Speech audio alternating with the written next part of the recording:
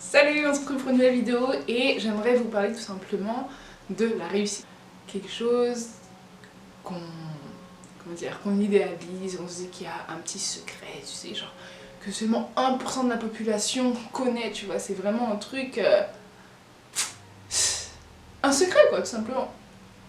Mais avant de te révéler ce secret, donc on va parler tout doucement, avant de te révéler ce secret, il faut que je te raconte une petite histoire. Enfin, si tu veux, un homme, plus précisément un élève de Socrate, vient à Socrate un jour et lui demande, oui, toi qui es intelligent, cultivé, qui a la réussite, qui a du succès, quel est ton secret? Dis-moi un peu quel est le secret de la réussite. Et Socrate reste calme, l'écoute attentivement, et là il lui dit: reviens demain matin près du lac et je te révélerai le secret de la réussite. Et donc cet élève là, il rentre chez lui, il passe la nuit plus ou moins bien parce qu'il est tout excité donc il n'arrive pas trop à dormir, et le lendemain à 5h pétantes, hop, c'est bon, il retrouve Socrate au niveau de la rivière. Et il commence à marcher, tout ça, il rentre à marcher près de la rivière et là, l'eau commence à monter. Donc il commence à être submergé et sans prévenir, Socrate prend la tête de l'élève et la plonge dans l'eau. Forcément, l'autre, il n'était pas trop au courant, tu vois, et donc et il commence à suffoquer, il est complètement submergé d'eau et donc il manque d'air. Submergé d'eau et forcément il essaye de sortir de l'emprise de Socrate, mais Socrate met quand même sa main assez fort.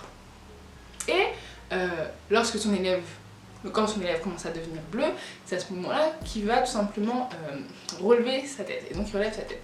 Et en relevant sa tête, qu'est-ce qu'il dit? Il lui demande: qu'est-ce que tu voulais le plus pendant que tu étais sous l'eau? Et qu'est-ce que l'élève lui répond? De l'air. Et là, il lui dit: c'est ça, c'est le secret de la réussite. Tu dois vouloir réussir autant que tu voulais de l'air. C'est exactement ça, c'est exactement ça. Je répète, le secret de la réussite, c'est que tu dois vouloir réussir autant que tu veux de l'air quand tu en manques d'eau. Le secret de la réussite, c'est que tu dois vouloir la réussite autant que tu veux de l'eau lorsque tu n'as pas bu pendant des jours, des mois, des semaines. Le secret de la réussite, c'est que tu dois vouloir la réussite autant, aussi fort que quand tu n'as pas mangé et que quand tu n'as pas mangé depuis des semaines, des mois et que tu cherches de nourriture. C'est vraiment ça, tu dois avoir un désir ardent, c'est même pas un désir, c'est vraiment une obsession. Parce que si on reprend l'exemple de cette histoire où l'élève est sous l'eau, il manque d'eau, et il n'a pas juste le désir de remonter à la surface et d'avoir de l'air, non. Il est obsédé par ça, il veut cet air, il en a besoin, c'est intrinsèque, ça vient de ses intestins, de tout, tu vois, il le veut vraiment. Et c'est ça, vraiment c'est ça, le secret de la réussite, c'est un désir ardent, une obsession. Ensuite, ça c'est vraiment, comment te dire, le principe. Après, il y a des éléments que tu dois mettre en place, effectivement, pour réussir. Ces éléments, pour moi, ils sont indispensables. Tu ne peux pas passer outre. La première chose, c'est le travail. Et là, peut-être que tu vas me dire: ouais, ok, ça me dit le travail, mais est-ce que travailler intelligemment ou travailler dur? Alors, travailler dur, c'est la base. Sincèrement, c'est la base. Donc, ça ne sert à rien que tu travailles intelligemment si déjà de base tu ne travailles pas dur, en fait. Parce que si tu ne travailles pas dur, tu n'auras pas cette connaissance et cette compétence de travailler dur quand il le prend, tu en auras besoin. En fait, si tu veux, c'est comme si tu mettais la cerise avant le gâteau. C'est pas ça. Tu as ton gâteau et ensuite tu mets la cerise. La cerise, c'est le plus. C'est plus, c'est un levier, c'est un plus, mais c'est pas la base. Ensuite, mais c'est pas la base, il faut que tu travailles, il faut que tu sois prêt à travailler. Parce que par exemple, une personne qui, si on reprend la faim par exemple, une personne qui a faim est capable de marcher des kilomètres, pour aller chercher la nourriture. Tu dois être capable et tu dois être prêt en fait à faire la même chose. Vraiment à faire la même chose. Ensuite, la deuxième chose, c'est qu'il faut que tu échoues. Alors, pourquoi je te dis qu'il faut que tu échoues pas? Parce que j'aime forcément l'échec, loin de là. Mais parce que si tu n'échoues pas, ça veut dire que tu n'apprends pas, ça veut dire que tu n'essayes pas, ça veut dire que tu ne sors pas de ta zone de confort. Et si tu ne sors pas de ta zone de confort, si tu n'échoues pas, si tu n'essayes pas, ça veut dire que tu n'apprends pas et que tu ne t'améliores pas, donc tu ne grandis pas. Et donc comment veux-tu obtenir d'autres résultats? Là en l'occurrence, la réussite, si tu fais tout le temps la même chose. Et forcément quand tu vas faire autre chose, quand tu vas sortir un peu de ton schéma quotidien, de ta zone de confort, tu vas être confronté à des difficultés. Et forcément, à un moment, tu vas échouer. Et c'est bien, c'est très bien. C'est juste un marqueur. C'est juste quelque chose qui te dit en fait que ok, là, t'es sur la bonne voie, parce que tu t'améliores, parce que tu changes, parce que tu essayes de nouvelles choses. Et après, l'échec, sincèrement, échouer, c'est pas une fin en soi. L'échec fait partie de la réussite. Il fait partie de la réussite. Ce n'est pas l'opposé de la réussite, ce n'est pas l'antagoniste de la réussite, c'est pas ça du tout. L'échec et la réussite, ça fait partie. C'est comme une pièce, tu vois, genre t'as pile ou face, tu peux pas séparer une pièce en deux. Ben là c'est la même chose, l'échec et la réussite, ils sont ensemble. Tu peux pas réussir sans l'échec et tu peux pas échouer sans réussite, tu vois. Et donc après aussi ça dépend comment tu vois l'échec, parce que en tout cas pour moi l'échec n'existe pas si tu apprends de tes erreurs et si tu t'améliores après ça et tu grandis. Pour moi tu échoues seulement quand tu abandonnes et quand tu n'apprends pas de tes erreurs et quand soit tu régresses ou soit tu stagnes. Pour moi là on peut dire que tu as échoué.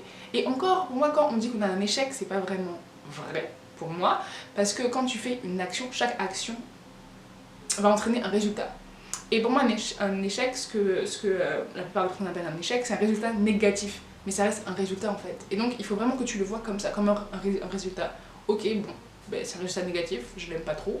Bon, pourquoi j'ai échoué? Pourquoi j'ai eu ce résultat négatif? Qu'est-ce que je peux faire pour la prochaine fois avoir un résultat positif et donc un succès? Ou la réussite, tout simplement. Et c'est vraiment de cette manière-là que je pense que tu dois voir les choses. En tout cas, c'est comme ça que je vois les choses. Ensuite, la troisième chose qu'il faut vraiment que tu te mettes en tête si tu veux réussir, peu importe ce que tu veux réussir, c'est il faut que tu sois régulier. C'est pas vraiment la régularité, mais c'est plus, il faut que tu sois, bon là je trouve pas le mot, il faut que tu sois persévérant, voilà, la persévérance. Tu tombes une fois, tu te relèves, tu tombes deux fois, tu te relèves, tu te relèves. Bon, je suppose que tu connais Jack Ma, qui est l'homme qui a créé Alibaba. Il a été rejeté, mais rejeté tellement de fois. Je suppose peut-être que tu connais IU. IU, si tu ne la connais pas, c'est une star de K-pop soliste, actrice, enfin bref, plein d'autres choses. IU a fait des dizaines, des vingtaines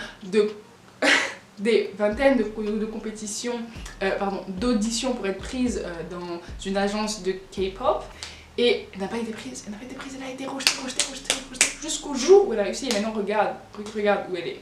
Et donc tout ça pour te dire que tu dois y aller. D'ailleurs il y a un proverbe japonais ou chinois, je sais plus, ou coréen d'ailleurs, un proverbe asiatique qui dit que chaque arbre tombe après 10 coups. Un arbre tombe après 10 coups. Qu'est-ce que ça veut dire? Que tu n'as pas réussi en une fois, pas en deux fois, pas en trois fois, pas en quatre fois, pas en cinq fois. Tu réussiras au nombre de fois qu'il faut que tu essayes pour réussir, tout simplement. Et ça m'amène à la seconde chose qui est, pour moi, dans la réussite, dans la voie pour la réussite, il n'y a pas de normes. Ce que je veux dire pour il n'y a pas de normes, c'est que peut-être qu'une personne, pour atteindre ce que toi, tu as envie d'atteindre à cet instant, elle a pris un mois, une semaine, un an, 5 ans, et que toi, peut-être tu vas prendre 10 ans, on s'en moque, sincèrement, ce n'est pas l'essentiel. Que la personne prenne 10 ans et que toi tu en prennes 20, c'est pas l'essentiel. La seule personne à qui tu dois te comparer, c'est à toi-même.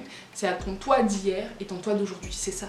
Ça doit être une obsession. Tu dois toujours vouloir être meilleur que hier, même si c'est de 0,00001%, c'est déjà une amélioration, sincèrement.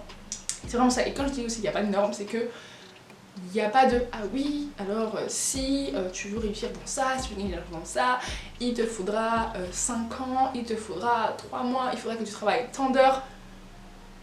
Pourquoi il n'y a pas de norme? Parce que c'est juste une indication. Peut-être que pour l'autre personne, comme je t'ai dit tout à l'heure, elle a eu besoin de 13 heures pour gagner je ne sais pas combien d'argent et que toi tu auras besoin peut-être de 2 minutes. Bon, 2 minutes, je pense pas que ce soit possible, mais bon, que tu auras besoin de 1 semaine, de 2 heures, de 1 an. C'est pour ça qu'il n'y a pas de norme. C'est pour ça qu'il ne faut pas que tu te dises ah ok bon je vais faire ça en tant de temps. Si, il faut que tu te dises pour te donner un objectif, une limite, tu vois, mais il ne faut pas que ce soit assez important que ça en fait. En gros, travail. Tant que tu n'as pas obtenu ce que tu veux, travail. Et travail. Comme dans la chanson de Rihanna la quoi. Voilà. Travail. Sincèrement, c'est ça le secret. Et comme tu as pu le voir, le secret de la réussite en fait n'est pas un secret en soi. Parce que je pense que je ne t'ai rien appris dans cette vidéo. Je pense que tu savais très bien que pour réussir, il fallait faire ci, ça, ci. Il fallait travailler, il fallait être persévérant, il fallait apprendre de ses erreurs, il fallait continuer. Bon, après, bien évidemment, ça, c'est les fondamentaux, c'est les bases. Après, il y a des outils, il y a des leviers pour faciliter tout ça, pour aller plus vite. Comme par exemple la technique Pomodoro en productivité pour que tu puisses être plus focus et tout en train de travailler intelligemment, pas forcément travailler dur. Mais ça, si tu prends juste la technique de Pomodoro mais que tu ne travailles pas, ça ne sert à rien. Et ça, il faut vraiment que tu mettes en tête. Un outil est un outil, un levier est un levier. Mais un levier sans fondamentaux ne sert à rien. Un levier sans fondamentaux ne sert à rien. Tu dois d'abord avoir tes bases, avoir tes fondamentaux, c'est-à-dire travailler, persévérer, apprendre de tes erreurs et recommencer. Et le problème en fait, c'est pas que on ne connaisse pas en fait quoi faire, le secret de la réussite ou des choses du genre. Le problème c'est qu'on cherche en fait une solution miracle, on cherche oui, une solution miracle, une solution instantanée, un truc genre oui, faites ça et c'est sûr que achète ça et tu auras la réussite. Mais c'est sûr, sans travail, sans rien, franchement. Ou sinon, non, mais en fait, tu sais, tu réussis pas. C'est pas à cause de ton travail ou de ça, non, c'est juste qu'il te manque cette petite astuce miracle en fait, tu vois. Et non en fait, peut-être qu'effectivement cette astuce miracle est un levier pour que tu réussisses plus, ou pour que tu réussisses plus vite, pour que tu atteignes ton objectif plus vite, ou que ton objectif tu le multiplies, etc. Mais c'est pas juste ce petit levier là en fait qui va faire en sorte que tu réussis. Parce que comme je l'ai dit avant, si tu travailles pas, si t'as pas les fondamentaux, si tu fais pas le travail en fait que tu dois faire en fait, personne ne pourra le faire pour toi en fait. Et c'est vraiment ça que j'ai envie que tu retiennes. Tu dois travailler pour toi-même. Et si tu veux quelque chose, tu dois t'en donner les moyens. Et on est tous capables, sincèrement, de faire ça. On est tous capables. Bon, je prends un exemple bête, hein, mais par exemple, quand tu fais les soldes, mais je suis toujours, je suis toujours choquée de voir comment les gens peuvent être, comment dire, peuvent autant vouloir le vêtement, qu'ils sont prêts à se battre, qu'ils sont prêts à s'arracher les vêtements, vraiment tout, ils sont prêts à se battre pour ce qu'ils veulent. Enfin, c'est la même chose, tu dois être prêt à travailler, matin, midi, soir, peu importe en fait, hein. Tu dois être prêt tant que ce n'est pas fini, tu le fais. Et voilà, donc j'espère que tu auras aimé cette vidéo, surtout si tu l'as aimé, n'hésite pas à mettre un pouce pour que tout simplement l'algorithme de YouTube sache en fait que c'est un contenu que tu apprécies et qui puisse simplement le partager peut-être à d'autres personnes pour qui ce contenu peut être intéressant aussi. Si tu as un commentaire ou que tu n'es pas d'accord, que tu es d'accord, peu importe ce que tu veux dire, n'hésite pas à mettre les commentaires, je serai très contente de le lire.